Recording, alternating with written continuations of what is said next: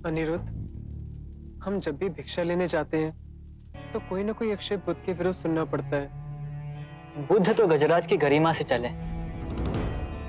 और जिन सब ने उन पे मिट्टी फेंकी है, हाथ तो उनके मैले हुए हैं। तुम्हें स्मृति है कि वैशाली के ब्राह्मण का बुद्ध ने कितनी सरलता से उत्तर दिया था।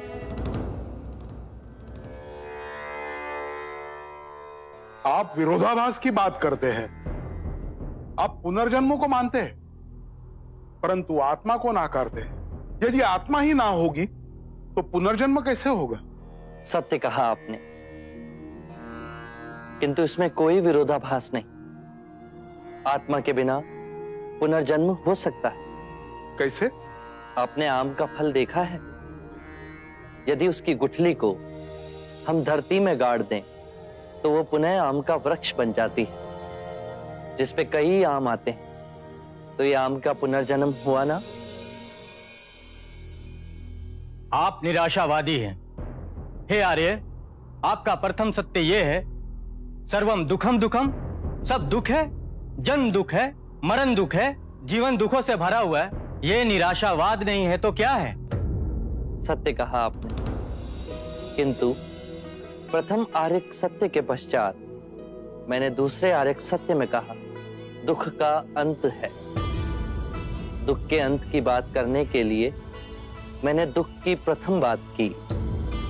जो मार्ग दुख कैसे दूर किया जाए उसके बारे में बताता हूं। वो मार्ग निराशावादी कैसे हो सकता है? आप संसार को तोड़ने आए हैं।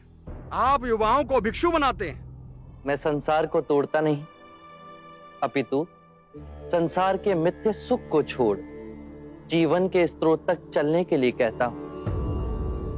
इस पथ पर चलने के लिए बहुत शक्ति चाहिए। इस पर केवल महावीर ही चल सकते हैं। इस अथाह संसार में हाथ में भिक्षा पात्र लिए हर क्षण में स्वयं को केंद्रित करना नग्न तलवार की तेज धार पर चलने के समान।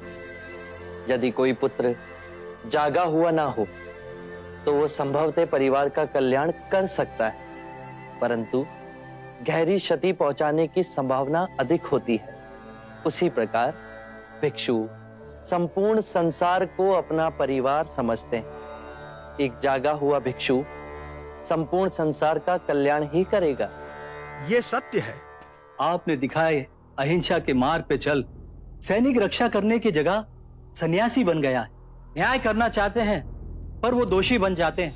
सत्य कहा आपने, किंतु अहिंसा रूपांतरण है।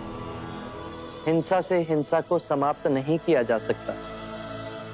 हिंसा प्रेम से समाप्त की जा सकती है और यही प्रकृति का अटल नियम है। हर मनुष्य को मृत्यु से भय लगता है और यही भाव आप सबके अंतर में देखेंगे तो हिंसा का परित्याग स्वयं ही आपके अंतर से हो जाएगा।